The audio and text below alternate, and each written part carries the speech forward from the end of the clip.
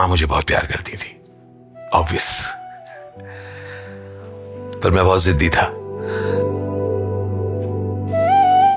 मुझे लगता था कि मां बहुत डोमिनेटिंग है,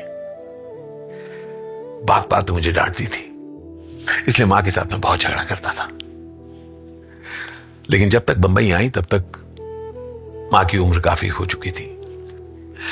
अब मैं उनसे झगड़ा नहीं करता था, लेकिन बीच बीच में थोड़ा रूठ जाता था। मां को भी पता चलता था।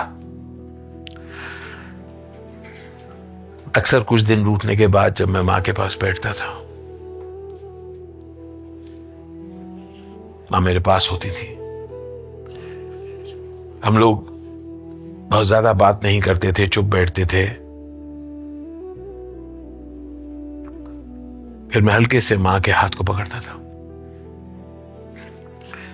जिस हाथ को पकड़ता था, मां धीरे से उसी हाथ से मेरे हाथ को पकड़ लेती थी। काफी देर हम लोग चुपचाप बैठे रहते थे और तब मां मुझे बोलती थी, फ्रिज में तुम्हारे लिए कुछ रखा है। मैं ऐसा दिखाता था जैसे मैंने सुना नहीं। मैं उठता था, टहलकर किचन में घुसता था, फिर फ्रिज का दरवाजा खोलता था, यूं नीचे देखता था। मुझे पता था क्या था। एक स्पेशल स्टेनलेस स्टील की बरनी थी। मैं उस बरनी को खोलता था, उसमें मेरी फेवरेट मिठाई थी, बेसन के लड्डू, मां के बनाए बेसन के लड्डू।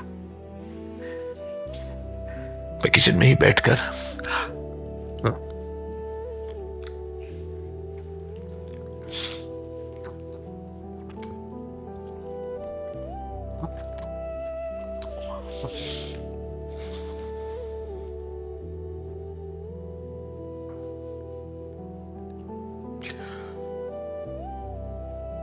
बर्नी को बंद करता था, फ्रिज खोल के अंदर रखता था और मां के पास बैठ जाता था। मां हल्के से मुझे देखती थी और पूछती थी, और हैं?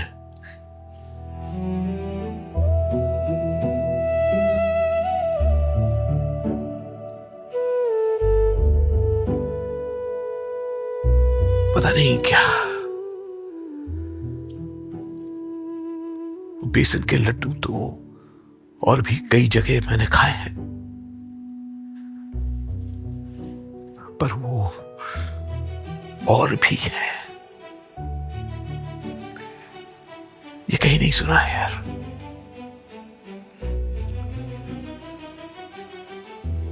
मां चली गई है, लेकिन ये याद अभी भी आती है।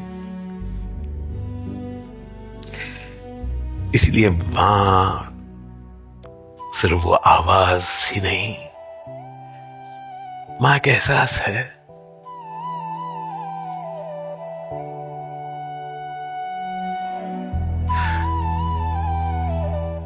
आप में से जिनकी माएं हैं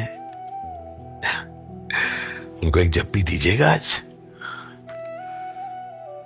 और जिनकी नहीं है अपनी माताजी को याद करिएगा। मेरा मानना है कि